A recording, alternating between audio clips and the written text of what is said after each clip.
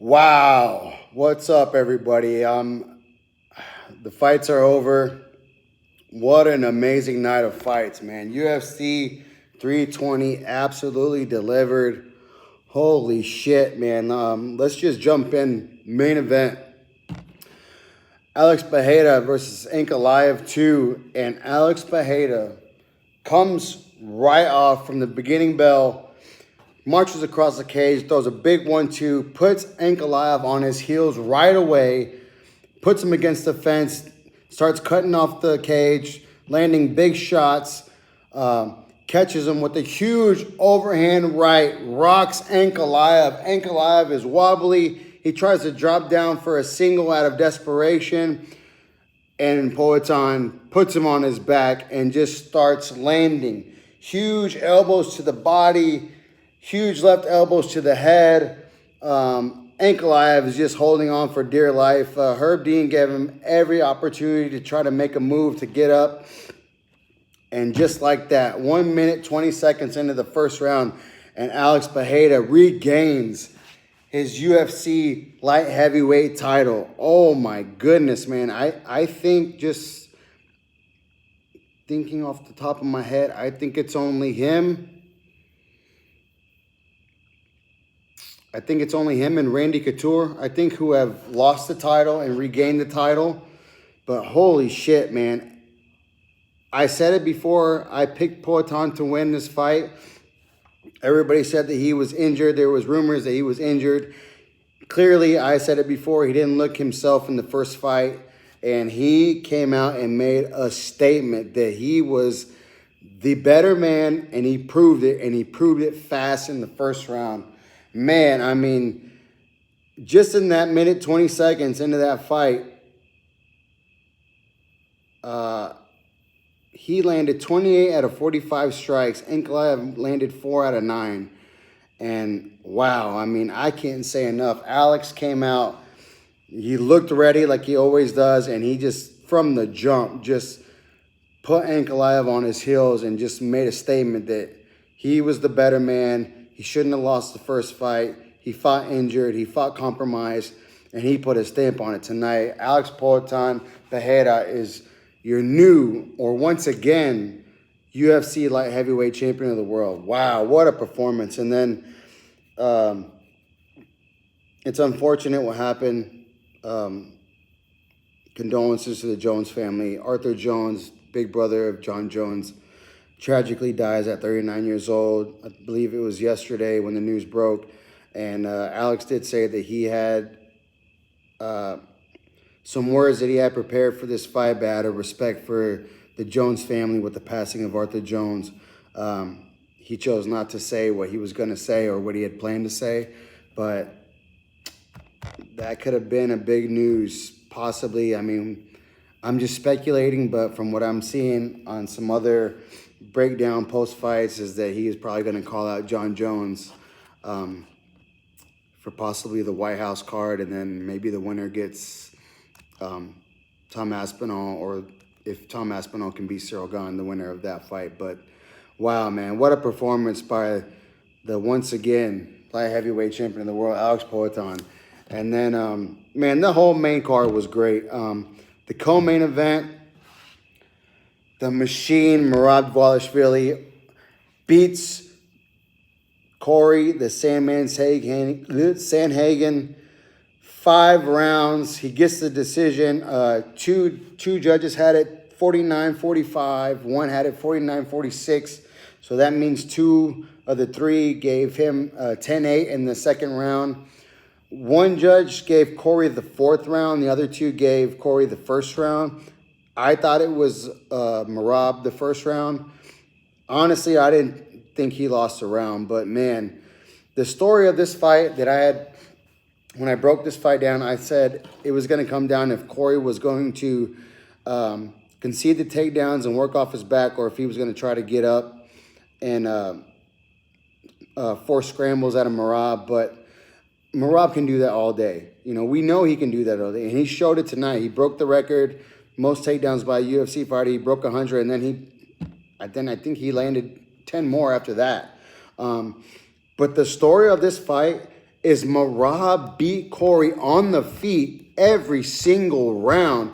He hurt him in the second, almost finished him by strikes on the feet. I mean, the threat of the takedowns after the first round had Corey scared or had him just thinking too much.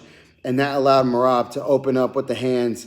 He looked great. His striking is not crisp and perfect, but man, he makes it work. And he hurt Corey a few times in this fight, and he beat Corey Sandhagen on the feet. He said he was going to knock him out, and damn it, he almost got the job done in the second.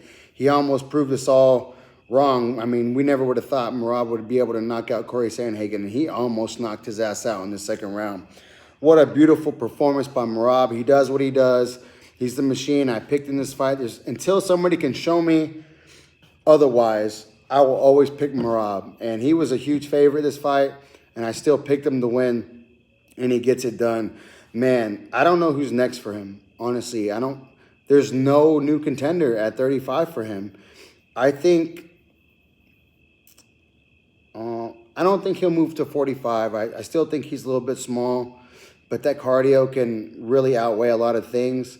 But I think with Aljo being at 45 and still trying to knock on the door for a fight with Volkanovski, I don't think Merab will do that. But what I can see is the UFC getting in Pantoja's ear, and if he gets past Joshua Van, maybe they ask Pantoja to move up to 35 for a super fight with Merab. That'd be interesting. But man, Merab has the world by the balls right now, man, and he is just reigning that division. He's the first bantamweight champion to ever defend 3 times in a calendar year, and he's not slowing down. And I don't see anyone in that division that can slow him down. I mean, Corey, everybody was saying that he's a sniper on the feet, and he's got so many tools. Merab shut it all down. I mean, man, I don't know who else is there, man. I really don't. So I guess he'll just have to wait and see how the other contenders play out. And, man, it could be interesting. You know, I think if Mario Bautista can get past Umar, that will be his next opponent.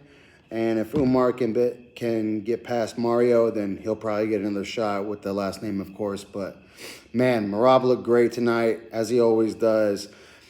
And still, the UFC Bantamweight King, Merab Dvalishvili. And then the feature fight. So this is the only fight I got wrong. All right, so in the past 3 events, I'm now 14 for 15. I lost 1 fight, and damn it, I want to be upset about it, but it was just an amazing fight. Yuri Prochazka versus Khalil Roundtree. Yuri gets the KO in the 3rd round at 3 minutes, 4 seconds into the 3rd. Man, I had put my money on Khalil. I had Khalil winning 2-0 going into the 3rd. He looked good. He looked confident. He looked very calm, reserved. He was explosive. But then the 2nd round, he just started to slow down, and I don't understand why. I don't know if it was the nerves or what. Yuri was starting to open up in the 2nd round and landed some shots, but I didn't really see anything that really could affect Khalil the way that it did. Because, man, he really started to slow down in the 2nd, and in the 3rd, he comes out just like a bat of hell, just throwing heat on everything in the first 30 to 45 seconds in the 3rd round.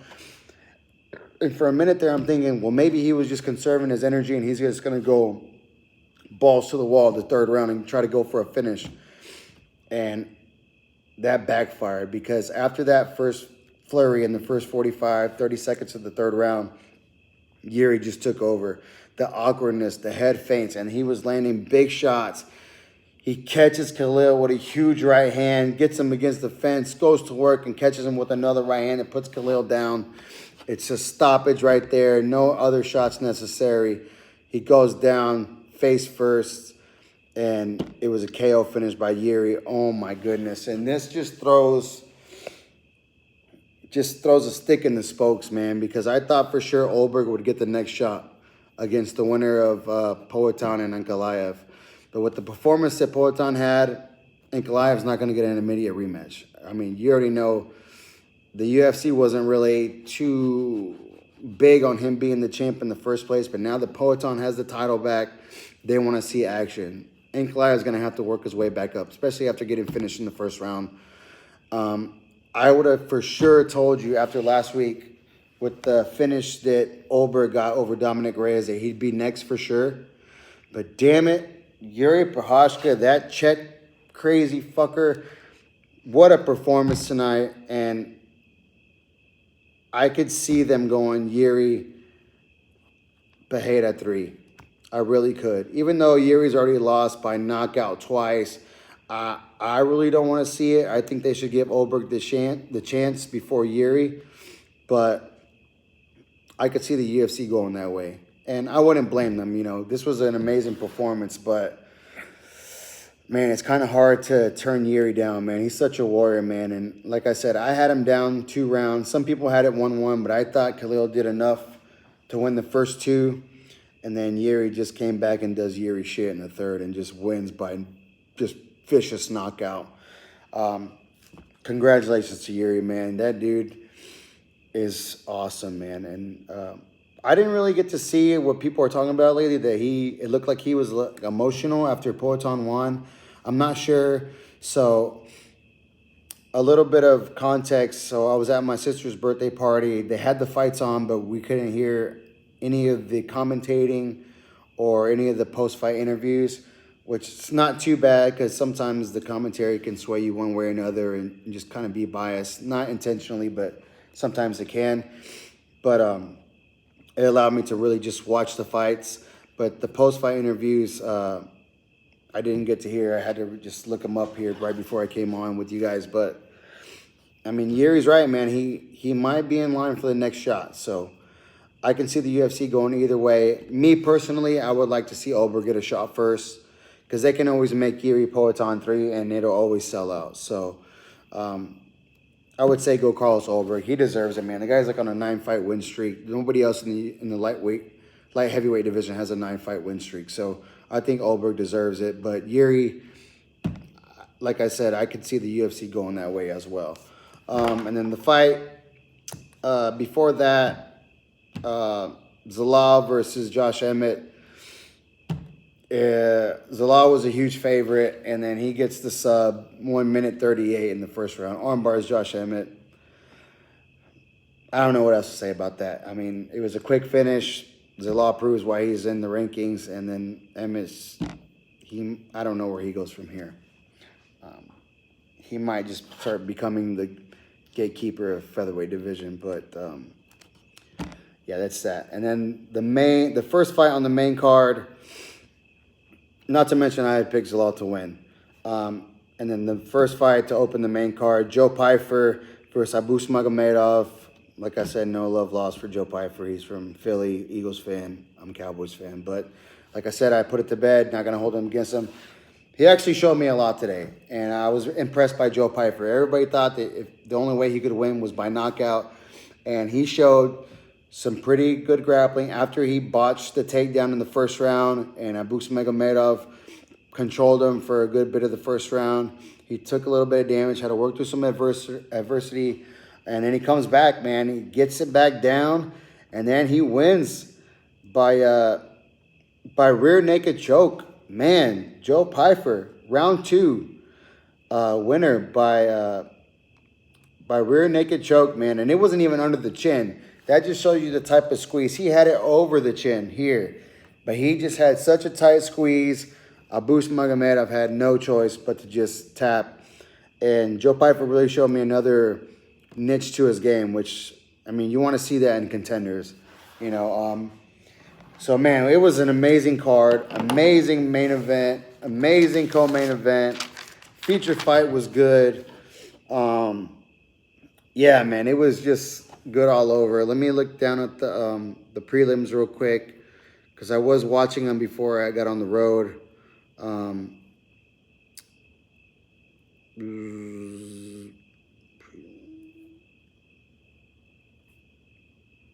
Let's see.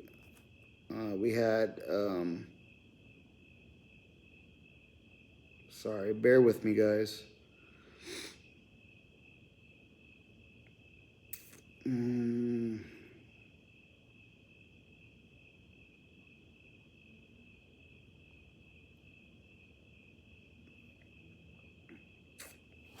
So We'll start from the main prelim card. Atiba Gutierrez, the one that I said keep an eye on.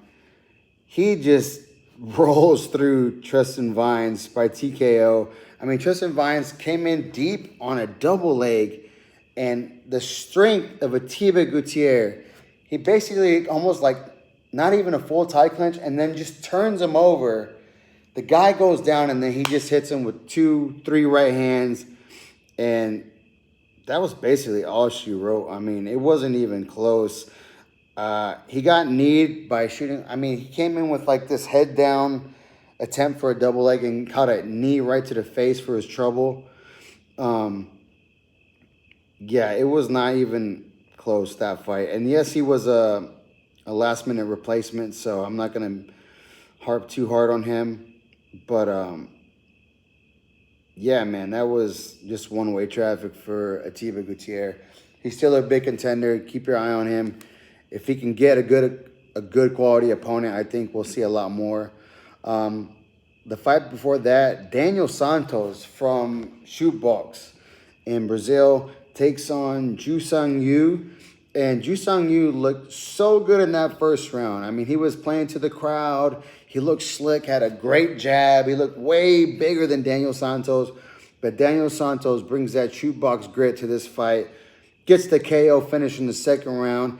He blitzes in with the left, right, and then the third left hook comes, lands, puts Ju-Sung Yu down, and then he gets the finish. Basically, Ju-Sung Yu was like almost like in a turtle position, kind of side, like curled up, fetal position. And yeah, that was all she wrote, man. But yeah, man, you can't count those guys out from Shootbox, man. They're gritty, they're grimy, and he got the finish today. And then the big fight, the one that people had their eyes on, and that I was kind of looking at, and I wasn't sure how to pick this one, and I didn't pick it. But it was Patchy Mix versus Jakub, what's his name? Wilklacz from Poland. This was a great fight. I watched the whole fight. Jakub had some really good kicks. He was doubling up his kicks. He'd go front body kick and then a round kick. He kept jumping the guillotine every time Patchy Mix would try to come in for a takedown. But when he got down, especially in the first round and the second round, man, he worked his butterfly hook so beautifully and got the sweep in the first and the second round. Not so much in the third, but the first round I had 10-9 for Jakub. The second round, he had some really good body kicks again, jumps the guillotine, gets shook off, but then uses the butterflies again to attempt to sweep and make space and then gets back to his feet. I scored the second for Jakub as well, 10-9. I scored the last round for Patchy Mix, 10-9. He had more control time. You could see Jakub really started to like gas out in the late round. Two judges had it 29-28 for Jakub. One judge had it 29-28 for Patchy. I could see Patchy getting the second round, possibly, but I thought that Jakub did more work and did more damage with the body kicks, with the striking. And then he really didn't absorb that much damage on the ground because he used those butterfly hooks perfectly just to make space, either force like a sweep position or even to just scramble back up to his feet. Patchy Mix is now 0-2 in the UFC. I did hear the commentary for this fight. I only didn't hear the commentary for the main card. And I heard that Daniel Cormier saying was that Patchy Mix won that fight and he got robbed. I disagree. I thought Jakub did enough in the first 2 rounds to get the victory. He landed more body kicks, big body kicks. His punches were more crisp. He did get beat up in the last round, but the first 2 rounds when Patchy was on top, he didn't do anything. He was just trying to hold the position and try to pass, but Jakub never let him pass.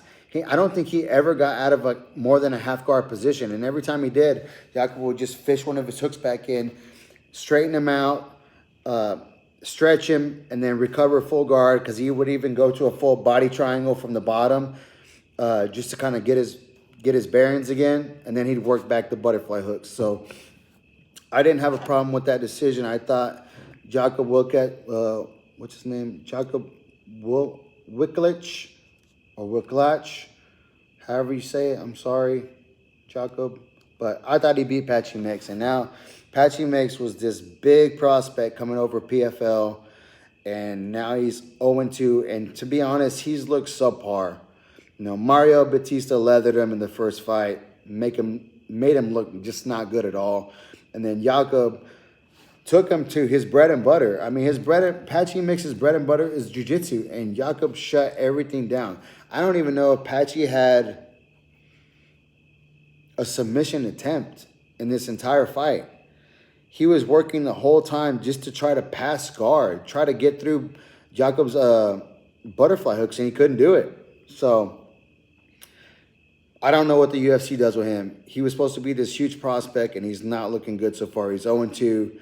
I thought the judges got it right. So, I mean, we'll see where they go from here. And then the main, the first fight on the main prelims was Edmund Shabazian versus Andre Muniz. And man, Shabazian catches Muniz with a check left hook at the end of the first round and gets the stoppage by big elbows and right hands with 2 seconds left in the first round. Muniz looked absolutely huge in there. He looked big, but he got worn down. He started to tire out at the end of the first. He threw a lazy right hand. That's when Shabazian clips him with the check left hook, puts him down, and then just stops him.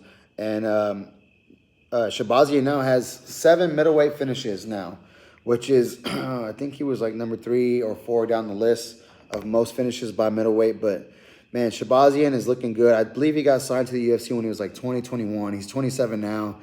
A lot of his experience is coming in the UFC, which is good for him. And he's only looking better every time out. Good for Shabazian, man. Congratulations. But that's the rundown of UFC 320, man. It was such an amazing card, top to bottom. Early prelims were good. Prelims were good. Main card was amazing. UFC 320 really delivered, man. And I'm so happy I got to watch it. I hope you guys got to enjoy it as well. There's going to be a lot of questions to be answered after this card. Probably going to watch Dana's